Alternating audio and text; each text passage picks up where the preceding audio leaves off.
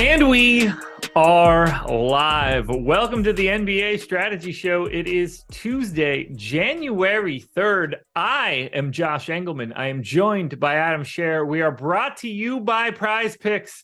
And I have been begged and pleaded with to come back and save Adam and carry him through these shows once again. So I am here to do just that. So hit the like button, subscribe to the channel. Hit the notification bell so you know when everything goes live. Adam, how are you? You're actually relatively close to me right now. Yeah, no, I'm doing well. Still in Georgia. Randomly decided to stay longer, so yeah, gonna be here a little bit longer. But no, it's good to get back because my break wasn't as long as yours, but definitely missed talking about basketball. You and me both, man. I have not done a show in quite a while. Like 3 weeks or so. I'm coming up on 3 weeks. I'm glad I'm a data guy because I would have no ability to do this show if it wasn't just data everywhere, because the NBA don't really know a lot that's going on right now, but that will take, 2 days and I'll be back in business. 12 gamer tomorrow, so I'll feel right back at it once we get through tomorrow. Then I'll be back to normal and I'll get my brain right. But for today, even 3 games when I looked at it was daunting, but these aren't too bad. And I think we've got a really good slate for a 3-gamer. Yeah, for sure. And I'm with you as far as like even taking a few days off from NBA. I feel like I have no idea what's going on. So excited to get back into that. All righty. Well, I say we just get into it without further ado. Game number 1, the Washington Wizards, your Washington Wizards, 8-point dogs in Milwaukee, 226 total in this one. For the Wizards, we got a big piece of news, and that's Bradley Beal's got a Q tag. He has not played in the past 3 games. He missed Wednesday, Friday, and Sunday of last week. And it's obviously a gigantic change to the team if Bradley Beal is in or if Bradley Beal is out, because they've really locked down their rotation. With Beal in, it's looking like it's probably going to be like 9 guys. With Beal out for the past 3 games, they've run an 8-man rotation. Like, there's just no joking around. Will Barton can't get on the floor, even with Beal out, 8-man rotation. He's still on the outside looking in. So as I look at Washington right now, I have Beal in. And if Beal is in, I don't find a lot for the Wizards that looks very appealing today, at least in comparison to the other 5 teams that exist. Yeah, I mean, that's really how they've been for a lot of the season. You're at a point right now where, if Beal plays, he's 8K, so like that's certainly a viable option. Kuzma at 8,400, Porzingis at 9,400. Those all look okay, but they're pretty much correctly priced because, or even a little bit overpriced, because Beal has missed so much time recently. You never really got those prices adjusting for him being out. If he is out, then Kuzma and Porzingis certainly look better. One thing that does stand out about Porzingis is that he does have power forward eligibility on DraftKings now. He had been center only for a very long time, which was making it difficult to roster him. Having that power forward availability, I think, does make it a lot easier. He looks like the guy that stands out the most to me if Beal is in, but again, not the same level of play as he would be if Beal sits. How are you feeling about Gafford right now? 4,300 on DraftKings, 5,200 on FanDuel. Obviously, has played bigger minutes with Beal out, considering they're just making it 8 guys. Everybody gets more playing time. You see Gafford play alongside of Porzingis more. What do you think they do if Beal is back? I think they stick with the Porzingis Gafford front court for as many minutes as Gafford allows them to. Foul trouble, obviously, an issue sometimes, but it's been pretty successful, which has surprised me a bit. But I think that they've been pretty happy with that so far. I think they will stick with it, and he's cheap enough on a 3-game slate where I still think he's going to look like a good value option. Right now, we have him projected for 4% ownership. I have no issues taking a chance there. We also don't have him projected very well, so I don't really know about that. But I think that is. Not sure on minutes, but only 12 fantasy points, so probably like 12. Okay. Because I gave him 24. I don't exactly feel great about that. I think if Beal is back, you could land anywhere in that like 18 to 20, honestly, like 18 to 26 range, depending on what the foul trouble looks like.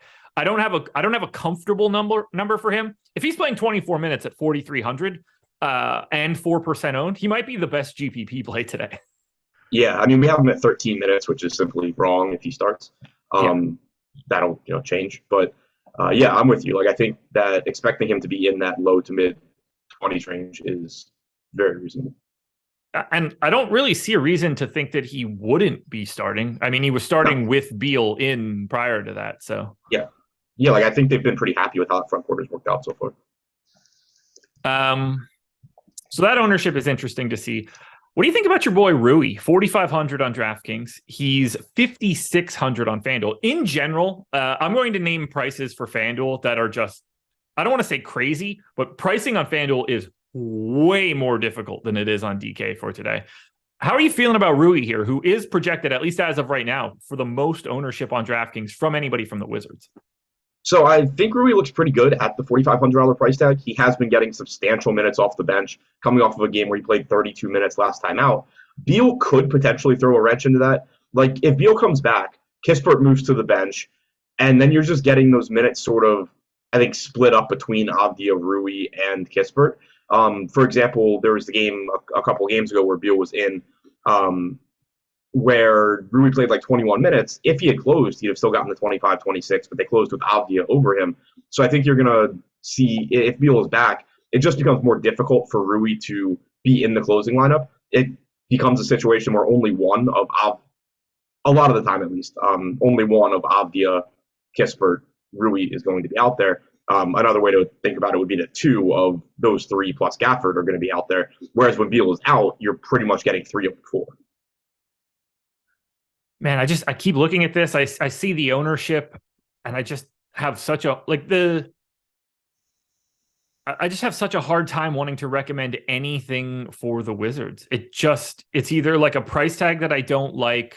I think Gafford's ownership is pretty obviously going to come up throughout the day, or at least in our next run from that 4% number. Feels like Rui is like a little bit too high. I just feel like everybody for Washington sort of looks the same, whether that's Kuzma, Beal, Porzingis, Morris, Gafford, Rui. Like in the grand scheme of things, I think those guys are all relatively similar, at least from a points per dollar aspect. I just don't know how to break down Washington. I don't find them interesting at all, which isn't really fun. I didn't want the first team that we talked about to be kind of gross.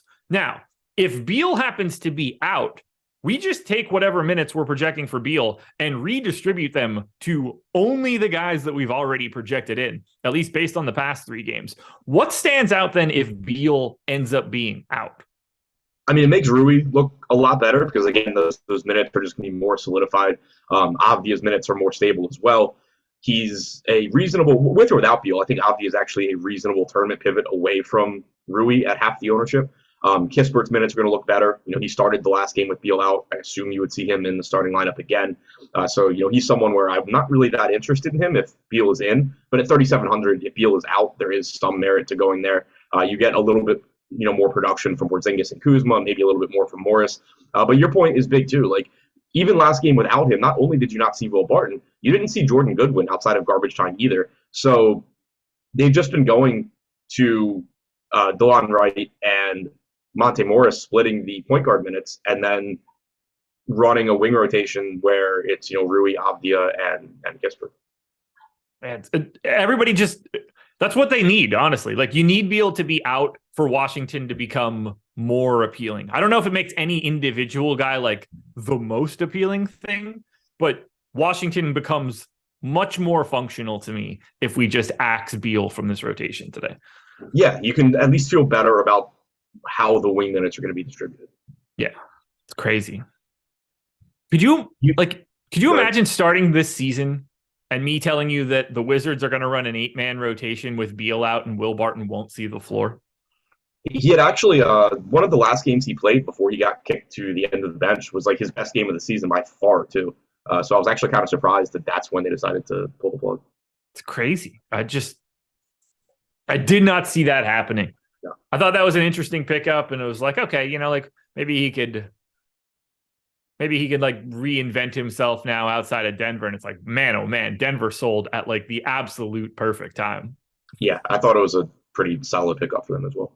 Yeah. Craziness.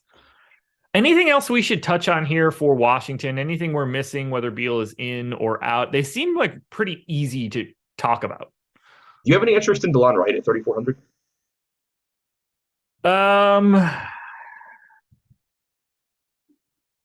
I mean, in the 3-game slate, like he's one Monty Morris rolled ankle away from falling into all of the minutes realm. Yeah, I mean, like he's good enough on a per minute basis. I think there's enough value out there that like you don't have to go ultra dumpster diving, but I mean, he's probably going to play what at 48 minus Adam, points. Yeah. Yeah, because I mean, that's kind of my thinking. He looks fine. Yeah, because it's not even that you have to get the Monte Morris injury. Like, if DeLon Wright plays well, he can just steal minutes. Right.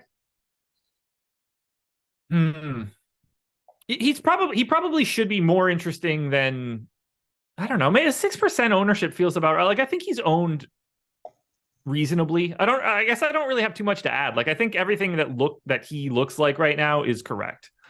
Yeah, that's fair. I mean, we have his optimal percentage being a lot higher than his ownership, but that certainly can change. But yeah, I mean, he's a 0.94 fantasy point per minute guy this year. If you get like a 26-22 split in Morris's favor, I think that Wright's going to project pretty well. I mean, you're talking about like let's say he gets 22 minutes, which isn't how he should be projected, but it's also very firmly in the range of outcomes for him. You're talking about like a 19, 20 point game probably. Yeah.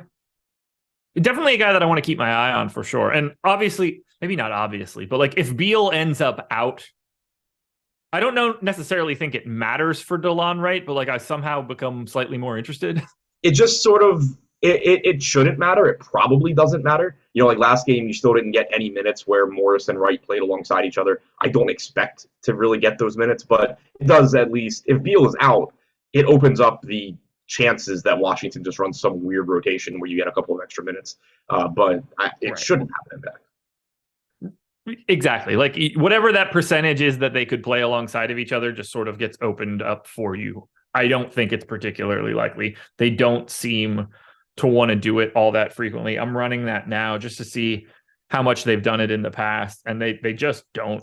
Like, if I'm reading this correctly, they haven't all year. Yeah, and I wouldn't expect them to. But, I mean, Gafford and Porzingis weren't either until they were. Sure. And obviously, like, DeLon Wright was out for ages. But if I'm reading this correctly, in the 9 games that they have played together, they haven't shared the floor together. So, something to look into. All righty, folks. I do want to hit you with the schedule for today quickly, since we only have 3 games. Coming up after this at 11 a.m., you'll get the NFL strategy show. Then at 2 p.m., you'll have the NHL strategy show. 6 p.m., remember, Lock is an hour later today. Lock is at 8. 6 p.m. tonight, myself and Adam will be back for the deeper dive. And then live before Lock, 7 p.m., taking you all the way up to tip-off at 8 p.m. That's where we stand for the schedule for today. Now we can take a little bit of a look at the Milwaukee Bucks. For Milwaukee, it's kind of crazy. I went out and Chris Middleton immediately also went out. Has not played basically since I left, which is kind of crazy. Breaks my heart. I guess he was a mourning for me since I ride so hard for Chris Middleton generally. But he is still out for 2 more games. Drew Holiday is back. He has missed the past 3. Giannis is probable. He missed Sunday's game. George Hill also probable. He's played 1 game in their last 7. I don't know how much of that was injury or whatever, but he evidently is back. Let's start with Milwaukee, and let's start at the top because it seems like we have enough value at the bottom to get to Giannis at least a little bit. 12,100 on DraftKings, 12,300 on FanDuel, projecting for 30% ownership right now, and clearly projected differently than everybody else on this slate. Yeah, it looks absolutely fantastic. Price tag is pretty much in line with where we've been getting Giannis. Matchup looks good. I don't see any reason not to want to get to a lot of him. Obviously, the raw points become really important on these shorter slates as well. There's just fewer players. There's fewer mid-range options that can potentially beat Giannis. So as long as you don't get an injury or for some reason he plays like 20 minutes, he's going to look great. He's pulling around 30% ownership right now. Has about a 27% chance of being optimal on DraftKings. All of that looks good. love getting Giannis where you can. Yeah. Let's see. Where do I have him? I have Giannis on DK at basically 64. Next closest guy I have is Tatum at basically 52. Just a chasm between those two guys. And then we get Drew. Do you have expectations for his playing time today? I mean, I assume he's not going to be overly limited. Right. I gave him 32 minutes. Felt reasonable enough. Didn't really want to go too much higher than that. Also didn't want to go to like 28 or something. Do you have a feel like this 32 makes sense to you? Yeah, I think so. Like my normal projection on him is 34, I think. So taking a couple off makes sense. Okay. We have him at 32.5. Yeah, 20% owned on DK, 20-ish% owned on FanDuel. Feels a little healthy. I like the spot and all, and he's clearly good. I just don't know what to make of him today. He's probably like appropriately owned at that number. Yeah, I think so. I mean, he's been like a 1.15 to 1.2 fantasy point per minute guy without Middleton this year. There is some chance that he just plays normal minutes too. So, I mean, it's not like he even has to be limited at all. But I think the ownership makes sense. Like he is somebody that I'd like going to a lot this season. I don't have any issues with getting to him here. 8,100 is pretty cheap for the production he offers. Yeah. And then it gets kind of bleak. Now, this is one of the spots where FanDuel is a lot different than it is on DraftKings. No one else on the DK side for the Bucks is higher than 6% owned. That would be Brook Lopez at 6,300. But we get Grayson Allen on FanDuel at 20% owned. We get Pat Connaughton at 3,900, 25% owned. I definitely don't need Pat Connaughton in 25% of my lineups if that holds. To me, that's just kind of easy to get away from. I feel like that's just a reaction to seeing him play 29 minutes with no Drew and no Giannis on Sunday. How do you see the rest of Milwaukee shaking out? Because on DraftKings, they don't look all that appealing. I mean, I still think you're going to get good run from Connaughton, but he's also not 23 minutes. So what do you think the starting lineup is? Drew, Giannis, Brook Lopez. Give me 1 second. I have it up here. See, all my tabs are in different places. Like I'm just not in the right flow of where I normally am. So everything that I normally look at is just non-existent right now. I need like 2 days to get back to being a normal human being again.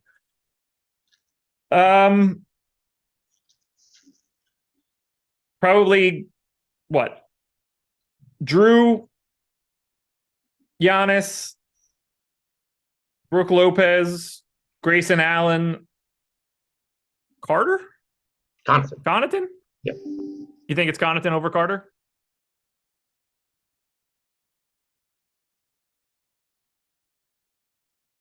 Cool. Adam hates talking about the Bucks and Pat Connaughton so much that he just couldn't handle it. Had to get out of there. Bails on it all. It's a good question. I don't have a great feel for who's going to be the final two starters. It's certainly Grayson Allen. So it's unquestionably Giannis, Brook Lopez, Drew Holiday, Grayson Allen. Fifth starter, either Pat Connaughton or Javon Carter. I just have a hard time thinking that Carter is going much higher than 23 minutes, 24 minutes. I mean, we've seen him play 29 twice in the past week and a half. Once with Drew out, only in a game with no Giannis. They don't tend to just run that fifth guy all that much. That's what's kind of tripping me out. I'm just going to put that out there now. Jordan, have you gotten a DM from Adam by any chance? Okay, cool.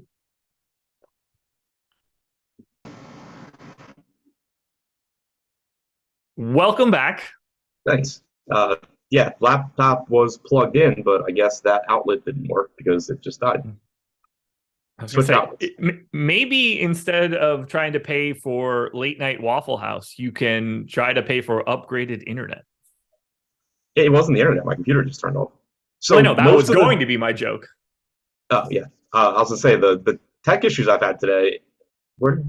Oh, Jordan just like switched screens. And I thought you were gone. Um, yeah, so it's been like normal stuff mostly, which is weird. Like my camera cutting out had nothing to do with anything. But yeah, I don't know. I plugged into a different outlet. It says it's charging, so should be good now. Fantastic. So let's break this down. I didn't really go any further. Whether we think that it's Connaughton, like it's the final spot is between Connaughton, Portis, and Carter, I would imagine. Per Keith Mason in chat, the last 3 games that Drew and Giannis have played that Middleton didn't. The fifth starter's been different every game, which is always interesting.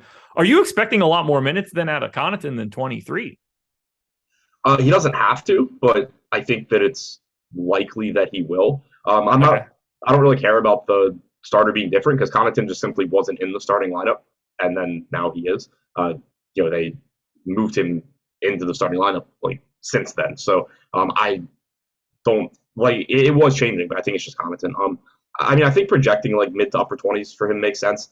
The last game he started where Giannis was in, Drew was out, but still only played 22 minutes, didn't play all in the fourth quarter. So, certainly doesn't have to play big minutes, but if he's starting, I think I probably project like 26 to 28.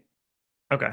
I just feel like I don't have a great feel for it because they tend to just use that last spot like interchangeably just throughout the game as well. I don't ever like to really hitch my wagon to whoever the hell it ends up being. It's possible he just gets a lot more run. I don't know what they're doing with George Hill at this point. Doesn't appear that like Wes Matthews is going to be that guy at this point. I don't know what an AJ Green is, but he's played 20 minutes the past 2 games. I'm not projecting him to be in. I guess I like Connaughton, but I don't know if I like him for 25% ownership on FanDuel, even at 3,900. Yeah, there's a lot of downside risk there. Right. Like, I don't really love the ownership because, one, he's not a very good point per minute guy. You're talking 0.75, 0.8 fantasy points per minute. Right. And there is volatility in those minutes because Javon Carter can take them. Beauchamp can take them. Joe Ingles is playing more minutes now. So there's a lot of ways that Connaughton loses those minutes potentially.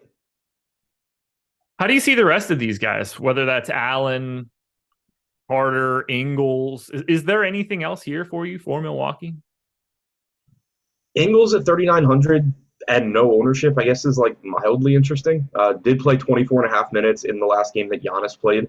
And Drew coming back can affect that. Carter played 32 in that game. Connaughton played 21 and a half, and Ingles played 24 and a half. He was in the closing lineup. I do think he's somebody that probably does see his playing time ramped up a bit as the season goes on. So if he's not going to be rostered at all, then I have some interest just in, hoping to run good on Joe Ingles, but it's also not a spot where I think you should really be comfortable in any of it. That I think we're on the same page for. I don't really have anything else here that I want to add to the rest of Milwaukee. I gave Connaughton 2 more minutes, by the way. I still come in about half the field. That makes me feel about right. So that works for me. Certainly getting to Giannis, I have no issues there. I think we're good. I don't have anything else from Milwaukee. Do you?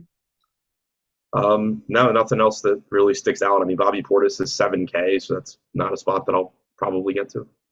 Okay. Folks, got a little bit of a promo for you, but it's off the beaten path because we're not necessarily talking DFS. We're talking betting. We've got the NBA Bet Pro package. We got a deal here. 7-day free trial for new users. I can't even talk. See, I haven't done a read in so long. This is so difficult for me. 7-day free trial for new users. $16 a week after that, or $56 per month. It's got a 2.2% ROI over the lifespan of BetPro. Now, that might not sound like a huge number, but that is $2,700 in profit if you put down $100 on every bet. This is a product that should make people money. You're going to save time. We're going to be doing a lot of the work for you. We've got expected value calculations, SBET calculations, our win percentage. All of that information is available there for you. We are now highlighting injury designations. So if anything stands out as kind of weird for you, we will have those injury designations now, make it a little bit easier for you. But these projections are the same projections that are managed by Alex Baker, Sean Zahn, Steve Buzzard. It's the projections we have on the back end, folks. The same people that were building them before are still building them now. That should be a big time selling point for you guys. So if you're interested in checking out the NBA Bet Pro package, again, 7-day free trial for new users, link in the description, and it's $16 a week or $56 a month thereafter. Check it out, everybody. Game 2, the other 8 o'clock start. I love that we get 2 8 o'clock starts, and then unfortunately the late night hammer that is very appealing at 9, but for right now, not a lot hanging in the balance for that one. The Boston Celtics, however, 8.5-point favorites in Oklahoma City, team that we just love to talk about. For Boston, glad they're here for our return today. Yeah, it couldn't be better. Couldn't be better. I mean, they are. I hate saying it, but like they're relatively easy to talk about at this point. They are easy to talk about. They're just difficult to project. Very true. Boston Celtics have a Q tag on Time Lord Robert Williams. Is very interesting to me if he is in or out. And for everyone, I guess, this team's pulling all the ownership. Tatum, Brown, Smart, Horford, Grant Williams, all basically 25% owned. 15% going to Brogdon, 9% going to Derek White. I think I like Derek White more than the public by quite a bit right now. So maybe we'll have that conversation. But all of the ownership is going to Boston, to everybody that plays real minutes outside of Sam Hauser. How do you see Boston today? I think they look good as well. Tatum and Brown are always going to be interesting. They're at very reasonable price points, about where they should be. But especially on a 3-game slate, it just becomes a little bit easier to pay that $10,700 price tag on Tatum for the same reason that it's easier to pay the Giannis price tag. And it's just that you have, fewer options that can beat Tatum for, $1,000 less. Brown at 9,300 with shooting guard, small forward eligibility. Those guys are both going to look good. Horford's only 4,800. That's a very fair price tag for him. He should give you 30, 31 minutes. If Robert Williams is in, you're probably getting like 18 to 20 minutes at 4,200. That's going to project pretty well. Smart at 6K is cheap. Brogdon and White both look fine. Even Grant Williams at 3,500. I think the 24% ownership coming into Grant Williams on DraftKings is a bit high. Like, that's the type of spot where when we get the lock, if Grant Williams is still that guy that's just pulling all this ownership, then I'm like, all right, well, I'll take some Joe Ingles. I'll take some DeLon Wright. Like, if that price point is really important in your roster construction, which is, I think, what the Grant Williams ownership right now suggests, I do think that there are other guys that, also can play mid-20s in minutes and not be good fantasy options. That I agree with. Because he did not grade out all that well for me in comparison to where we're seeing the ownership right now. So Derek White is the guy that I was getting to a little bit more. I got Derek White in for 29 minutes. Maybe I just have a lofty projection here, but I got him as a 0.85 guy on FanDuel. That's where I have him for this game. It's a pace up spot against Oklahoma City. 5,300 on FanDuel with MPE, 4,700 on DK. Should he be 9% owned? I think it's a little bit low. I typically go a couple minutes less than you do, though. When Brogdon's in and Smart's in, I'm typically at about 27 minutes for White. So, like, I'll be a little bit lower, but I do think that the opportunities are still there, because if he plays well, he can play 30-plus minutes. His minutes aren't guaranteed because you do have Brogdon that frequently closes. You have Grant Williams that closes sometimes. So there is a lot of volatility there, and the price tag is, I think, pretty much where it should be, but the lack of ownership is interesting. Yeah, I'm very intrigued by that ownership right now. I have a hard time separating the rest of these guys. Like, I think the ownership looks about right. Outside of, Grant Williams being a hair too high, I just see this as a team that you want to get a lot of. Yeah, I agree. I mean, it's a good spot, and pretty much everybody's getting ownership, and I think it's deserved. I just double-checked it, but 22 games this year where Derek White has started with all of Brogdon, Smart, and Jaylen Brown active, 26.8 minutes per game, 0.78 DraftKings points per minute. Brogdon at 4,800, on average, going to give you 23 minutes or so, but you're going to have some games where he plays 27, 28. So I think that he's a reasonable play as well. I just really like this team. Yeah, you and me both. I'm making some tweaks to the minutes.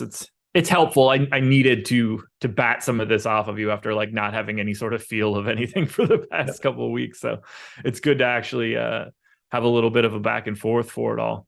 Do you set any rules for this team?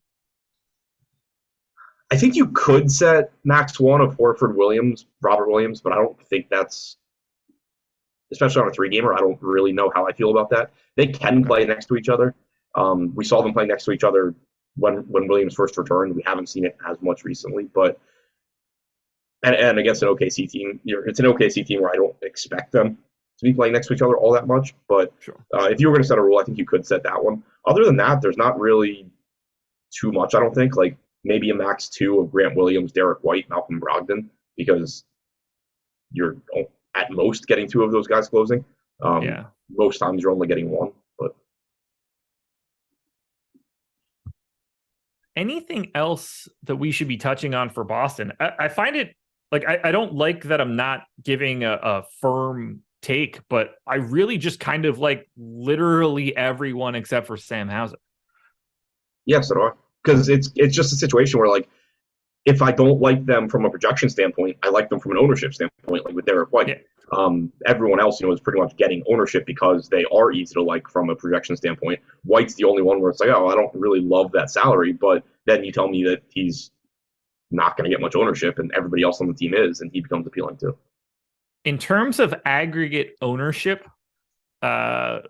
the Celtics are second for today behind Utah, and we'll talk about Utah in a bit, but they're obviously in another great spot. So it makes sense to me. I have no problems with the ownership. These guys should be owned pretty aggressively. It always sucks to think like, oh God, I gotta get Tatum or Brown right first before I go on to like the next step of everything. But I think I'm just gonna have a bunch of both. I got nothing else for Boston. So now we talk about the Oklahoma City Thunder.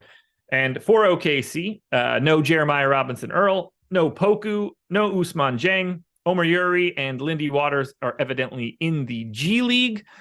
For the past 2 games, we've got the Williams front court. That would be Jalen and Jalen, not to be confused with Kenrich if you really want to make this a problem.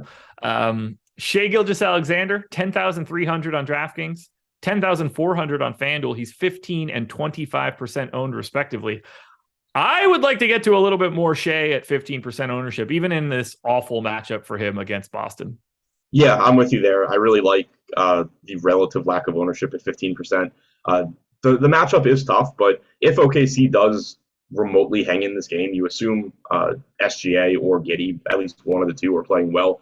SGA has just been a monster this year, with or without Giddey. His numbers do come down a bit when Giddey is in there, but you're still talking about like a 1.3 to 1.4 fantasy point per minute guy. He's really the only guy on this team that you can trust to play mid-30s minutes in competitive games. Everyone else, it happens occasionally for Dort and Giddey, but then you get the other games where they play 28 to 30. SGA, knock on wood, has been the only guy this year where they just treat him like an actual NBA starter and let him go play his minutes. So I do think at that ownership, he looks good. He's pulling basically half the ownership of Tatum, who is a little bit more expensive on the other side of this game. I think it makes sense as a spot to move, just pivot some of your Tatum to SGA because that ceiling is certainly still there. You mentioned Giddey, 40% owned right now, and I can't really say that I disagree with it. He is the 3rd highest owned guy on today's slate. It's all pretty packed at the top, but 6,700 point guard, shooting guard. I don't really have much that I can say to disagree with it. I think it's warranted. He's probably a very highly likely cash game option today. Yeah, the thing that stands out about Giddey is that, at least so far, and I mean, we're on team number 4 or 6, we haven't really talked about any guards or really any players in this like 6 to 7K price range that look really good. Marcus Smart at 6K, I think, does look good, but it stands out as a spot where, like, at first glance, it's just like, well, I don't really want 40% owned Josh Giddey against Boston. Like, things can very, very easily go wrong there. But I think it's very likely once you start building lineups, you just land in these situations where it's like, okay, I understand why Giddey's 40% owned. It's really easy to put him into lineups, and there's not a ton else in this range. So I think that's probably driving up the ownership as well. It's reflected in the optimal percentage too, though. 35% chance of being optimal for Giddey. So yeah, like I would like to try and get away from 40% ownership if I can, but I think it's likely that it just ends up being such a useful salary that it becomes difficult. How many minutes do you think they'll play with Kenrich Williams, Jalen Williams, and Jalen Williams against Grant Williams and Robert Williams? Oh, man, the broadcasters are going to have a lot of fun. Williams passes to Williams. Williams rotates out on Williams. Williams to the deck. Fouled by This Williams. Was the game. One of their broadcasters did it. I think it was one of the Boston broadcasters when they played earlier this year. I think like three or four were on the floor, and there was just like a good stretch of the Williamses on OKC passing to each other, and then so Robert wasn't back yet, so I think it was like Grant, Jalen, and Kenrich were on the floor, and it was just like Williams passes to Williams, Williams shoots, rebound to Williams. Yeah, it's so good. It's so good. What else do we do with the rest of OKC here? Does anybody else stand out? Like, I'm happy to get to Jalen Williams to a degree. I'm happy to get to Lou Dort to a degree, but I'm actually pretty light on OKC, at least on the FanDuel side, outside of SGA and Giddey, and I'm not mad about it. Mike Muscala is 19% owned on FanDuel right now, $3,900 center only. I get it, I guess, but I'm not going to have a fun time like loading up on Oklahoma City. No, and this is where, I mean, they just become so tricky. Like, Jalen Williams with a Y, started last game in the first half, didn't start the second half, played 18 minutes.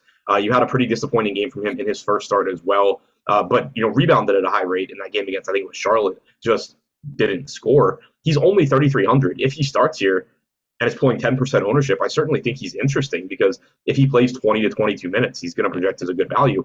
But at the same time, he doesn't have to. Darius Baisley, 3K, hasn't really been in the rotation much. Last game did crack it, played 14 minutes. What if he plays 22 minutes here? He certainly can. And at 3K, he basically wins you a tournament if he does. But the flip side is that he's very likely not to. So it's just a lot of guys that are so cheap that there is upside, but it's also just really difficult to count on them. As far as Muscala goes, those minutes should be there, but the issue for him is that it's tough to expect more than like 16 to 18.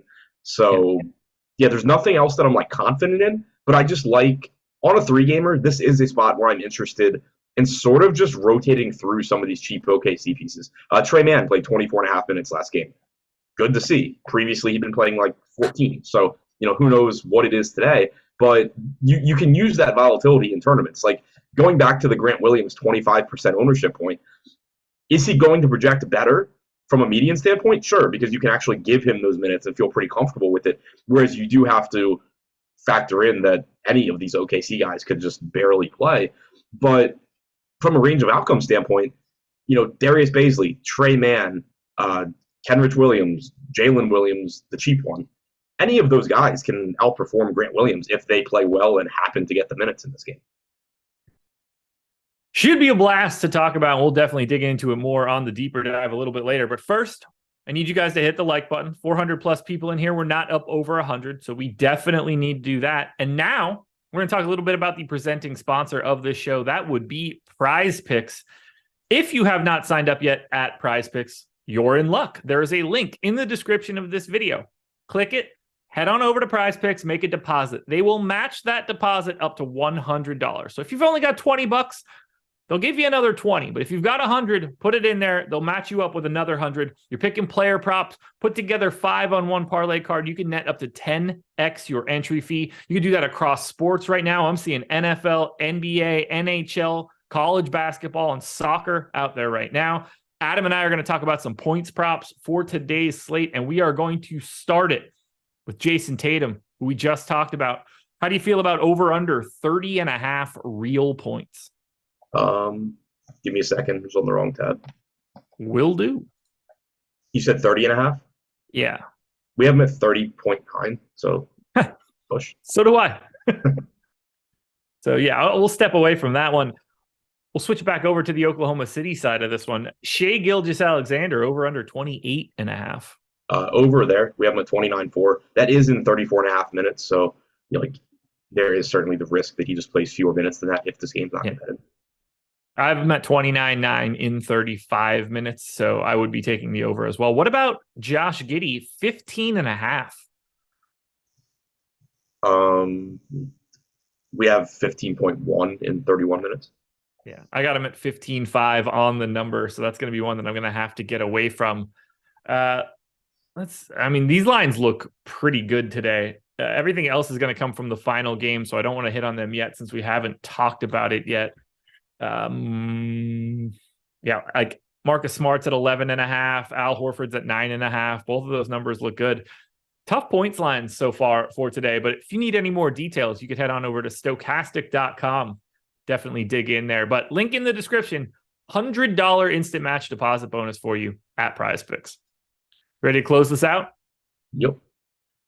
The Sacramento Kings are 2.5-point dogs in Utah, 242 total. Q-tag right now on Kevin Huerter, Q-tag on Malik Monk. Both guys did play on Sunday. I have them in for right now at the very least.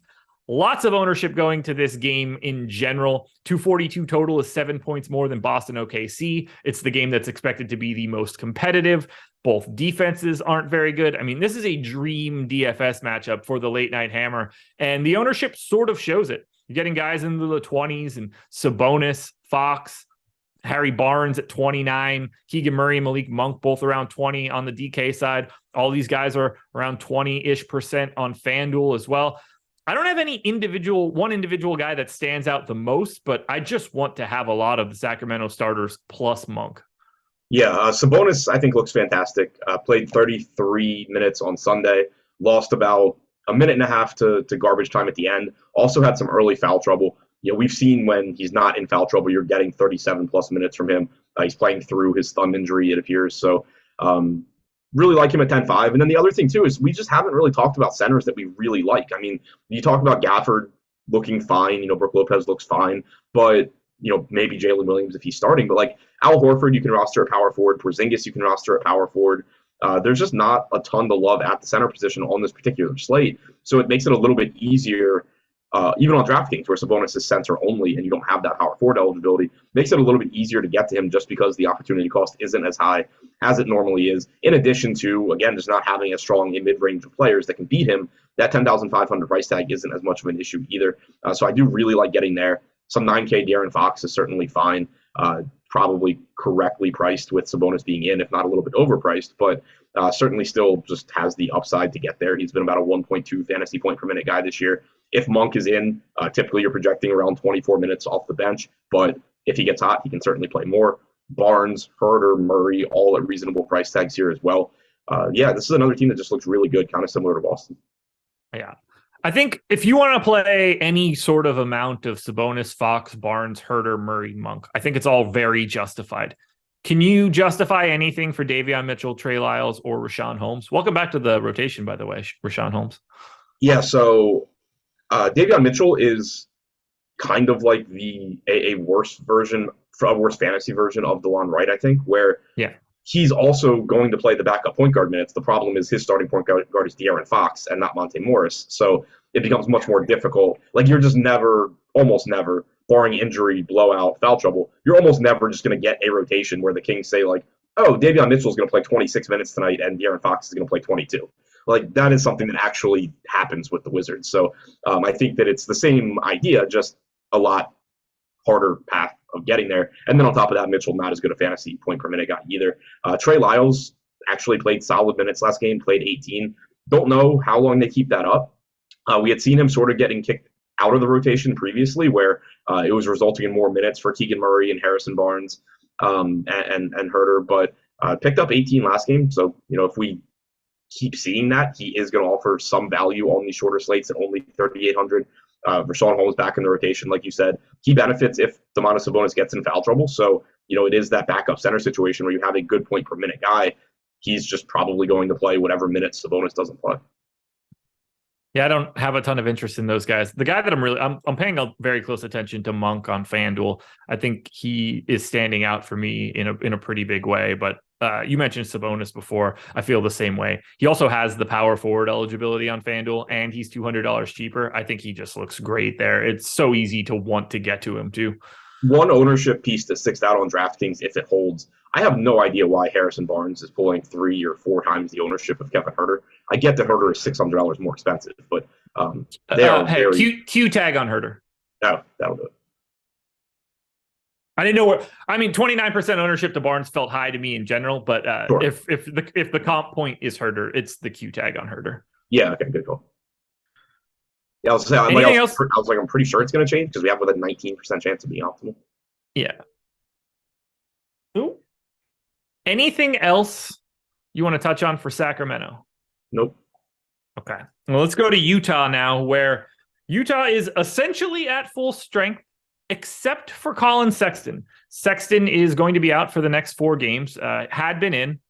The good thing about the Jazz is, at least up until Sexton being in, we just know what they're doing with their rotation. Now, we do need to fill the Sexton minutes, whether they go to Malik Beasley a little bit more, Nickeil Alexander-Walker, Simone Fontecchio, probably not Talen Horton-Tucker, but who knows? But ultimately, I see the Jazz as a slightly better version than I just saw the Kings. To me, the Jazz are the team that's easiest to get to. Ownership showing it to. Clarkson's at 40%, Conley at 40%, Olynyk and Malik Beasley both in the mid-30s. Markkanen at 17 might be the most interesting play on today's slate if he just maintains that, just because he's really good and not owned, and that's one of the few guys that are pulling that kind of ownership. And he gets a matchup against the Kings. I want all of this. I want Vanderbilt too. I want Walker Kessler too. I just want it all here.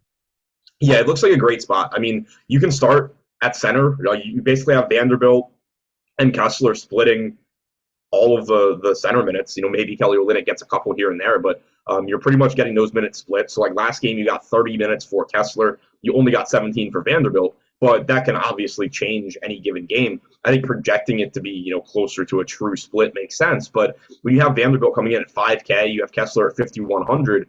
Both of those price tags they're interesting price tags, because if you get the average playing time from Vanderbilt and Kessler, neither one really looks that appealing. But if you just get a game where one of them gets the bulk of the minutes, whichever one that is going to be underpriced. If you just tell me that one of Vanderbilt or Kessler is playing 28 minutes tonight, every lineup would have one of Vanderbilt Kessler, just hoping to catch whichever one that is. So the price tag and relative lack of ownership becomes pretty appealing there. I'm with you on Lauri Markkanen. $8,800 price tag. There's certainly some sticker shock there, but he's also about a 1.2 fantasy point per minute guy in a great matchup against the Kings, playing huge minutes. The ceiling is massive for Markkanen. I like the 7K price tag on Clarkson. 5,300 on Conley looks fine. 5,200 on Olynyk looks fine. I think you throw Nickeil Alexander-Walker into that same bucket of Grant Williams pivots, where certainly things can go poorly for Alexander-Walker, but there's a good chance he's just taking the Colin Sexton minutes. And if Alexander-Walker is going to play, let's say, 20 to 22 minutes, and Grant Williams plays 24 to 25, Alexander-Walker is certainly beating him more than 1 in 5 times. Absolutely. I love the idea of taking a shot there at that low ownership. Kessler is a guy that I'm getting to quite a bit on FanDuel at 5,700. Are you setting a rule for Vanderbilt and Kessler? Yes. Okay. I figured as much. On FanDuel, one's a center, one's power forward, and they're 5,600 and 5,700, whereas you get that power forward eligibility for Vanderbilt at slightly lower prices. I didn't know if you were willing to take that shot, but to me, I would be blocking them off as well. Yeah, I mean, for the entire season, they haven't played minutes alongside each other outside of that stretch of 5, 6, whatever games it was Olynyk was out, where they did start next to each other. I don't think the plan is to run, as long as Olynyk is in, I don't think the plan is to be running minutes where you have Vanderbilt and Kessler together. That can change if, some combination of Olynyk or Beasley go out. But with the guys that are available right now, it just makes too much sense to have Vanderbilt and Kessler one on, one off. And then, you're getting some lineups where you have Beasley with Markkanen at the 4. You can, they don't need to play the Vanderbilt Kessler minutes as long as those guys are in. You setting any other rules for Utah? Probably not. I was gonna say maybe max 1 of Conley, Alexander-Walker, but you could just as easily get, Clarkson getting in foul trouble and Alexander-Walker playing more minutes. So sure. I'm not gonna set that one. If Beasley plays more minutes, it would take minutes away most likely from either Olynyk, or it would mean that Vanderbilt, Kessler aren't combining for 48 minutes. Rules-wise, though, I don't really know what to do with that. Maybe a max 2 of Beasley, Olynyk, Vanderbilt, Kessler. Okay. Ultimately, I think that we're in agreement here. We just want to play a lot of Sacramento and Utah. Yeah. It's very clearly the best game on the board. It's very clearly the most owned game, and I think that it should be. I didn't realize Malik Beasley was getting 37% ownership. That's a really interesting spot because he's only 4,600 with shooting guard, small forward eligibility. So if he plays the 28 to 30 minutes that he's been playing a lot this year, that is a really good value. The concern is that he only played 18 minutes last game, but that was a game where Colin Sexton was in and played 24. So I do think Beasley is a good play. That ownership just kind of scares me. I don't disagree with you there. I think his minutes are incredibly volatile for tonight. He can go many different directions now, and I would believe it for today. Right. Like I think that I'm certainly projecting him for more than the 18 minutes he played last game. Sexton being out can help. And then also he's just, frequently stolen minutes from any combination of Olynyk, Vanderbilt, Kessler this year. But at the same time, if you tell me that Kelly Olynyk plays 30-plus minutes today, Vanderbilt and Kessler play all the center minutes, and Nickeil Alexander-Walker takes just about all of the Colin Sexton minutes, that shouldn't surprise anybody. I don't think it's the most likely outcome, and that's why you are going to project Beasley for more minutes. But it's not like that would be an unheard of rotation. And Beasley's one of those guys that are incredibly self-fulfilling. Like he's essentially only a 3-point shooter. If those shits are falling, like he's just staying out on the floor and continuing to bomb threes against the Kings. Like they're not taking him off if he's hot. And if he's hot, that's exactly what you were looking for at that price tag. Fun slate, man. Do you have anything else for the Jazz? Nope. What do you got going on for the rest of the day before the deeper dive? Going shopping for a microphone, switching hotels, deeper dive. Okay. I don't know. I have no idea what's going on any longer, so that's why that was an actual prompt. Yeah, no. So actually, I don't either. I kind of need to find out because I'm not on the schedule for anything, but I don't know if that's true.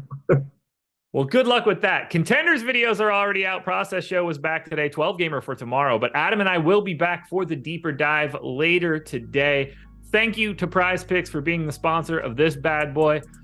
We'll be back again later. Go watch the NFL Strategy Show coming up next. Good luck tonight, everybody. Peace.